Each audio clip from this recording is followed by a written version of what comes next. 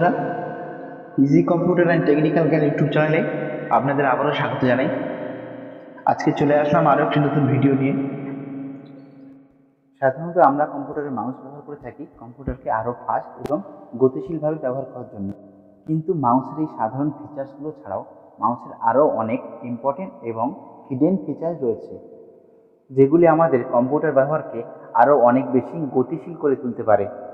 চলুন বন্ধুরা, আজকে দেখে নেব তার থেকে সবথেকে বাছাই করা সেরা 5টি টিপস। মূল ভিডিওতে যাওয়ার আগে আপনাদের কাছে চ্যানেলটি সাবস্ক্রাইব করার জন্য রিকোয়েস্ট থাকলো। Subscribe to my channel and also press this bell icon so you can get latest video notifications. 1. বন্ধুরা, ভালো করে লক্ষ্য করে দেখুন, এই ওয়েব পেজের নিউজ পেপারটি কিন্তু আস্তে আস্তে ওপরের দিকে যাচ্ছে স্মুথলিভাবে। এই ট্রিক্সটা কিন্তু আমি করেছি আমার মাউস থেকে। চলুন দেখে নেওয়া যাক এই ট্রিক্সটা আমি কেমনভাবে করেছি। আমরা কিন্তু মাউসের যে হুইল আছে সেই হুইলের ওপরে একটি বোতাম আছে, সেটা কিন্তু প্রেস করে দেবো এবং দেখুন মাউসের পয়েন্টারটা কিন্তু একটু অন্যরকম দেখাচ্ছে। এবারে আমরা মাউসটাকে ধরে স্মুথলিভাবে একটু নিচের দিকে টেনে নামাবো। তারপরে কিন্তু দেখতে পাবো পেজটা আমাদের ধীরে ধীরে ওপরে উঠতে শুরু করেছে। এটা যতটা স্পিডে আমি নিচের দিকে নামিয়ে রাখবো, ঠিক ততটাই স্পিডে কিন্তু আমাদের পেজটা উপরের দিকে উঠতে থাকবে। এবারে আমরা যদি মাউসটা হাত থেকে ছেড়ে দেই, তাহলে কিন্তু পেজটা অটোমেটিক নিচে নামতেই থাকবে। এবারে আমরা মাউসটাকে একটু উপরের দিকে ঠেলবো, দেখব পেজটা কিন্তু আবার ক্রমাগত নিচের দিকে নামতে শুরু করেছে। শুধুমাত্র ওয়েব পেজেই নয়, এই ট্রিক্সটা কিন্তু আমরা যে কোনো পিডিএফ ভিউ করতে এবং মাইক্রোসফট ওয়ার্ডে এগুলো কিন্তু ব্যবহার করতে পারি। এই টিপসটা কিন্তু সত্যিই খুব একটা দারুণ ট্রিক্স।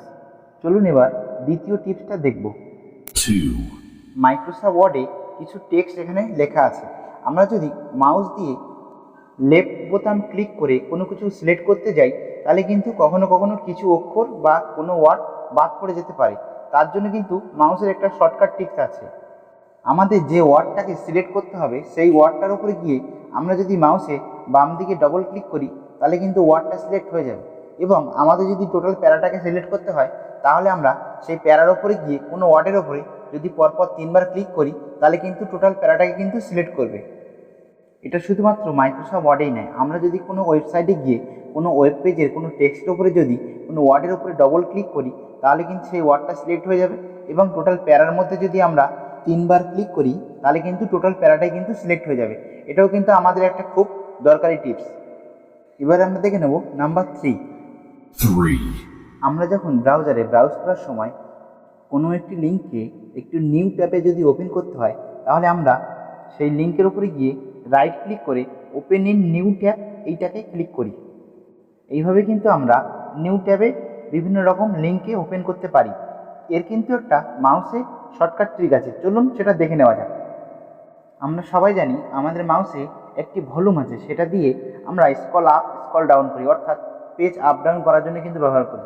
কিন্তু সেই ভলিউমে কিন্তু একটা ক্লিক করা যায়। সেই ক্লিক বোতামের কাজগুলো কিন্তু আজকে জানবো। আমরা যে লিঙ্কটাকে একটা নিউ ট্যাবে ওপেন করতে চাই, তার উপরে গিয়ে যদি মাউসের ভলিউমের উপরে ক্লিক করি, তাহলে কিন্তু দেখব সেম আমাদের কিন্তু একটা নিউ ট্যাবে নতুন পেজ ওপেন হচ্ছে।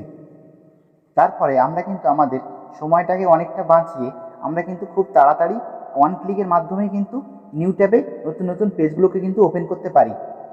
এবারে আমরা দেখে নেব নাম্বার 4। যখন আমরা আমাদের কম্পিউটারে বিভিন্ন রকম কাজ করি, কাজের স্বার্থে কিন্তু আমাদেরকে অনেকগুলি পেজকে কিন্তু একসঙ্গে ওপেন করতে হয় বা অনেকগুলি সফটওয়্যার কিন্তু একসঙ্গে ওপেন করতে হয়। এদেরকে যদি আমরা কিবোর্ডের সাহায্যে বা মিনিমাইজ বোতামের সাহায্যে যদি মিনিমাইজ না করে মাউসের শর্টকাট কির মাধ্যমে সব পেজকে মিনিমাইজ করতে হয় এবং আমরা যেটাকে কাজ করছি সেটাকে যদি রাখতে হয়, তাহলে দেখুন আমরা কেমনভাবে এটা করছি। যে পেজটাকে আমরা রাখতে চাইছি সেই পেজের এই ফাঁকা জায়গায় এসে যদি আমরা সেটাকে একবার বা নাড়াচাড়া করি হালকা করে, তাহলে কিন্তু দেখব ওই পেজটি ছাড়া বাকি সমস্ত পেজগুলো কিন্তু মিনিমাইজ হয়ে যাবে। এবং আবার যদি আমরা সেই পেজটির উপরে গিয়ে আবার সামান্য একটু নাড়া দিই, তাহলে কিন্তু আবার সেগুলো কিন্তু প্রত্যেকটা পেজ আবার ম্যাক্সিমাইজ হয়ে যাবে। এই ট্রিক্সটা কিন্তু মাউসে খুব ফ্যান্টাস্টিক একটা ট্রিক্স। এবারে আমরা দেখব নাম্বার 5।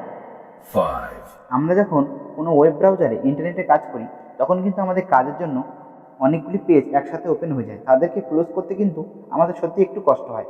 তার জন্য কিন্তু মাউসের একটা শর্টকাট ট্রিক্স আছে, চলুন সেটা দেখে নেওয়া যাক। আমরা যেমন আমাদের মাউসের হুইলের উপরে ক্লিক করে নিউ ট্যাবগুলোতে ওপেন করেছিলাম, ঠিক তেমনভাবেই আমরা যদি ট্যাবের ফাঁকা জায়গায় এসে মাউসের এই হুইলটাকে ক্লিক করি, তাহলে কিন্তু প্রত্যেকটা ট্যাব খুব সহজেই সেটা কিন্তু ক্লোজ হয়ে যাবে। তার জন্য কিন্তু আমাদের ক্রসটাকে খুঁজে বারবার ক্লোজ করার দরকার পড়বে না, এটা কিন্তু টাইমকে অনেকটাই বাঁচাবে। তাহলে বন্ধুরা, আজকে কিন্তু আমরা মাউসের অনেক হিডেন ফিচার সম্বন্ধে কিন্তু জানলাম। আপনার কাছে যদি আমার ভিডিওটা হেল্পফুল মনে হয় তাহলে অবশ্যই আমাদের ভিডিওটা লাইক করবেন এবং চ্যানেলটা সাবস্ক্রাইব করবেন।